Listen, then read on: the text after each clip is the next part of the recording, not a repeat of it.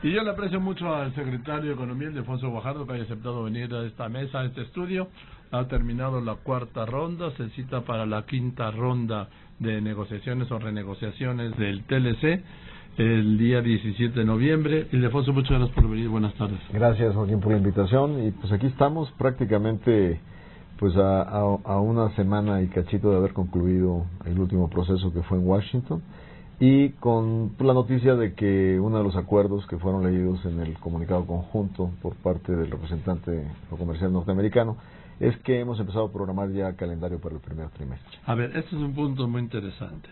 A mí lo que me preocupaba, y te lo dije en su momento, era el plazo fatal, ¿no? Diciembre. Pues es lo peor que hay para una negociación, es un plazo fatal, ¿no? Sin duda, y siempre tratábamos de definirlo como un plazo conveniente, pero no claramente en un corte súbito. Lo que veíamos es que pues, podían alinear los incentivos de tenerlo.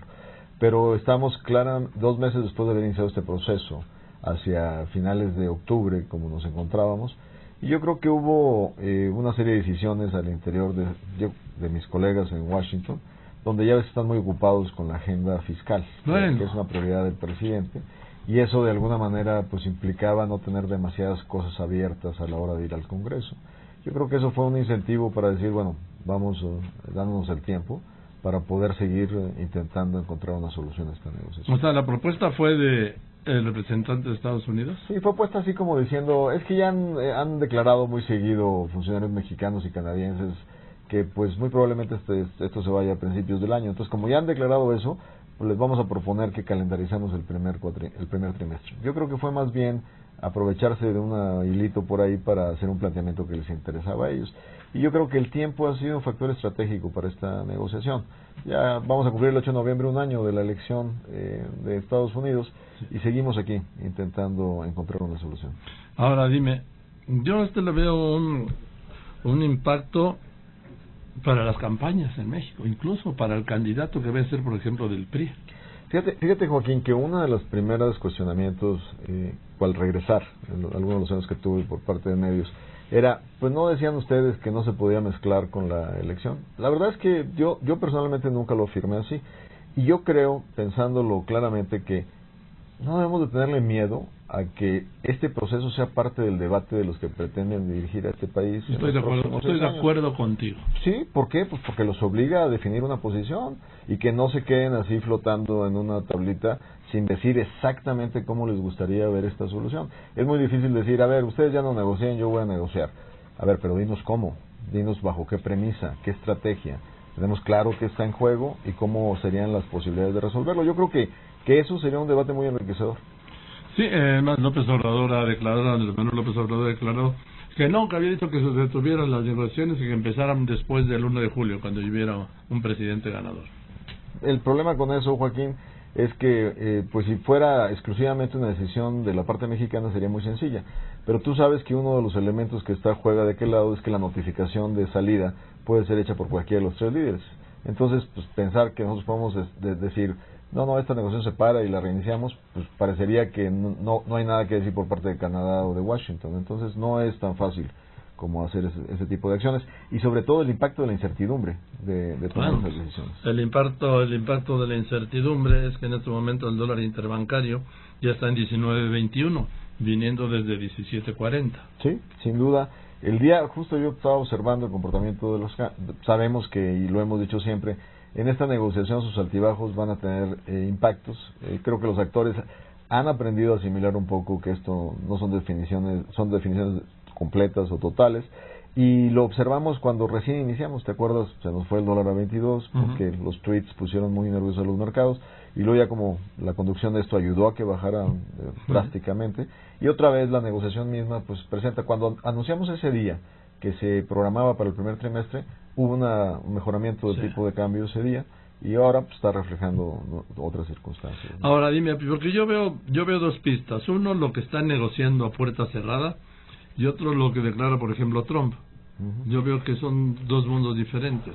Mira, si leemos con detalle sus declaraciones... O lo que tuitea. Exacto. Últimamente ha tuitado mucho más sobre la reforma fiscal, está ahorita muy entretenido en eso. Entonces no hay que distraerlo.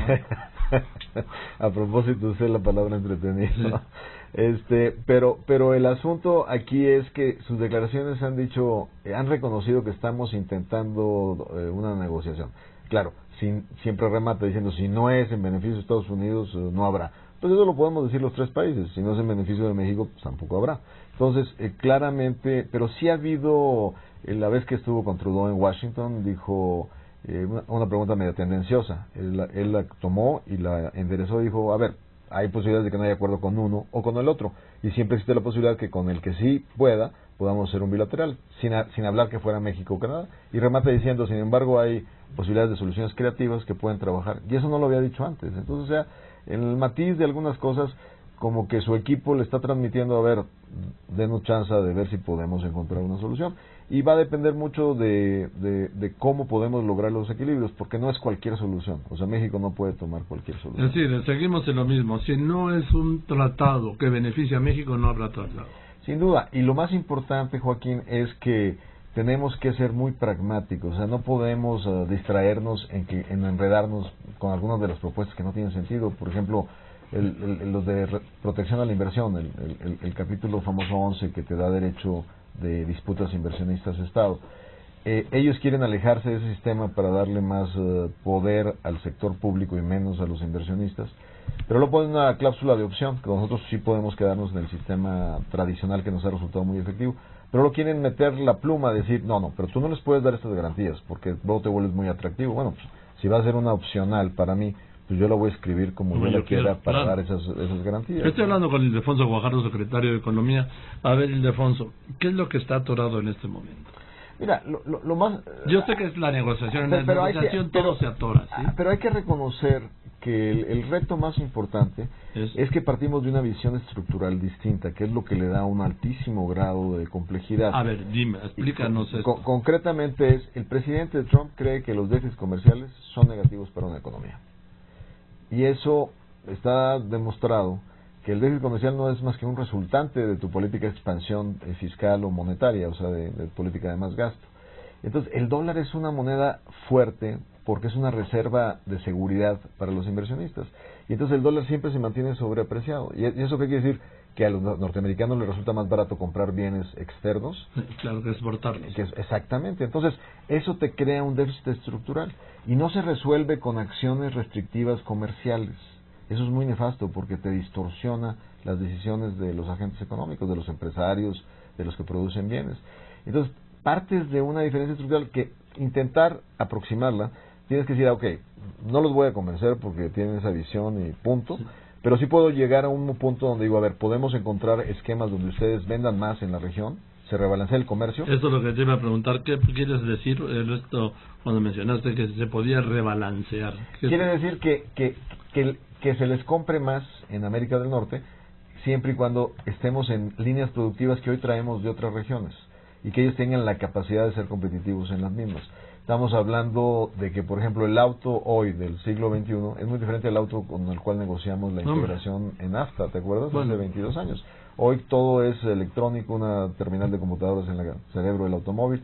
Bueno, intentemos claramente tratar de traer mayores capacidades y que ellos, hoy en día, Joaquín, la tendencia es hacia la robotización. Y cuando hablas de un factor capital intensivo, ellos naturalmente se van a favorecer. Es más fácil tener una máquina, y existe, me la platicaban las gentes del que producen frenos, por $2.50 la hora puedes tener hoy una máquina que sustituye a un trabajador. Imagínate, puedes sustituir a un trabajador mexicano, imagínate lo que no era en Estados Unidos. Y entonces, esos cambios no entienden que estamos hablando de un mundo totalmente distinto. Totalmente distinto, por ejemplo, nada más en todo lo que es telecomunicaciones. Sin duda. Y ese es un capítulo que nosotros estamos tratando de reflejar muy bien. Que es nuevo, que no estaba. Que no estaba y que sí es muy importante y sobre todo amarra de manera importante la reforma en telecomunicaciones. Ahora ahí la tentación de parte de ellos es decir, pero vamos a ponerle un anexo. A ver, si no podemos hacer trajes a la medida para empresas específicas.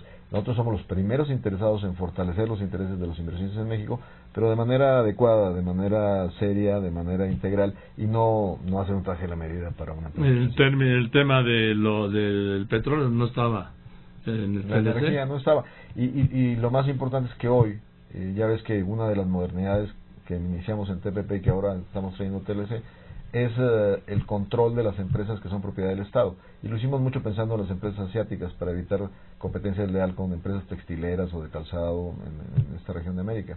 Pero al traer ese capítulo, ahora le metieron otro apretón, que es decir, empresas privadas que hagan asociaciones con empresas del Estado también serán sujetas a estas disciplinas.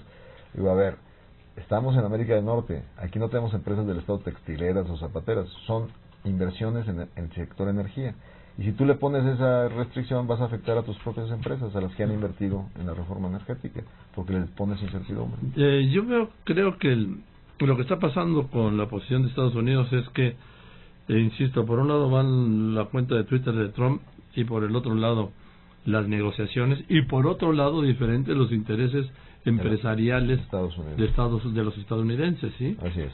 Pero que ese es un factor importante que contribuye a favor nuestro en este proceso. Esa fue una idea, como te dije en su momento, haber creado el lado de junta, el cuarto de al lado, o el cuarto de junto, con empresas globales, que no existió en el 93, ¿eh? Pues es una asociación estratégica que hace el sector privado mexicano con sus socios y los inversionistas que existen en Estados Unidos.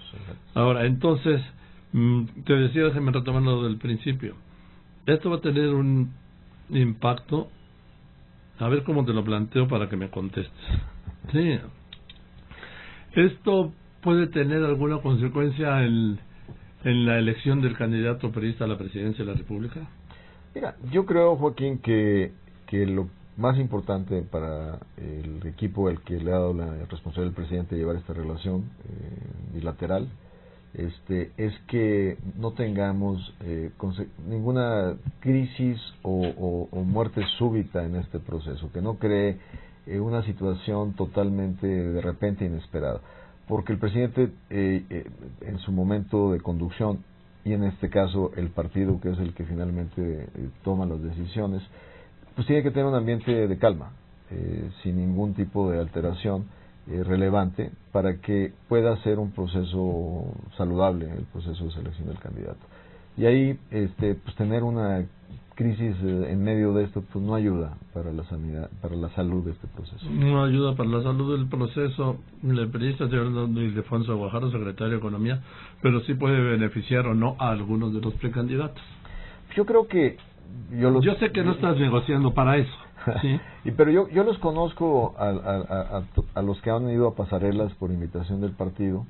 Y todos incluso lo han dicho en sus discursos, siempre nos mandan un mensaje de respaldo, de solidaridad y sobre todo de decir, todos están pendientes de que esto salga muy bien para México. Entonces, el interés de ellos, y te lo digo porque todos son buenos amigos y son gente muy responsable, no están pensando en ellos, están pensando en el país. No, pero lo que estaba pensando era yo, ¿sí? Como una pregunta. Y dime una cosa, ¿sigue en pie la decisión del presidente de que en el TLC se negocian todos los aspectos bilaterales o ninguno? Yo creo que ese fue el mandato de enero y no ha variado, que esta negociación y esta relación es integral y tiene que seguirse viendo de manera integral, que tiene que tener balances en todos sus ¿Incluida la migración, el tema migratorio? Sin duda, yo creo que esa es una responsabilidad donde los equilibrios los lleva la Cancillería. Cada dependencia somos responsables de nuestros temas, pero creo que ese balance sin duda es el que es el responsable la Cancillería mexicana. O sea, o se resuelven todos los temas de la agenda bilateral o no se resuelve ninguno. Todos tendrán su aterrizaje ya propio de acuerdo a los intereses de México. Lo hemos platicado, no quiere decir que si de repente no hay TLC no va a haber comercio, lo sabemos que es un área muy específica la que se vería afectada y tenemos que tener un plan para ello, pero lo mismo en términos de nuestras acciones en materia de seguridad, pues hay cosas que son por nuestro propio interés que tenemos que seguir platicando, ¿no? En términos de la seguridad territorial mexicana y que se comparten información sobre combate al crimen organizado y esos temas, ¿no? O sea, ¿México no se va a levantar de la mesa de negociaciones? No, Joaquín, y lo hemos demostrado, por más difíciles que sean las propuestas, nosotros seguiremos aquí haciendo nuestros planteamientos y veremos claramente cuál es la voluntad y la flexibilidad de nuestros contrapartes en la mesa para acercarnos a nuestra Bien, por último, Ildefonso Guajardo, el que se haya prolongado, se haya ampliado el espacio, el tiempo hasta febrero, hasta el primer trimestre, tampoco establece un plazo fatal, puede seguir en el segundo semestre. de alguna manera, otra vez, vuelven a alinearse incentivos para tratar de resolverlo. Sobre todo porque ya empezamos a emparejar también la elección intermedia en Estados Unidos, que es en noviembre. Y entonces, pues claramente un presidente tan enfocado en sus mensajes electorales, pues va a estar empezando a rendirle cuentas a quien les prometió o renegoció bien o lo termino. Entonces, ese tema no desaparece y claramente impone una dinámica para ver si podemos concluir en un tiempo adecuado. No hay garantías, como no las hubo para el cierre de diciembre.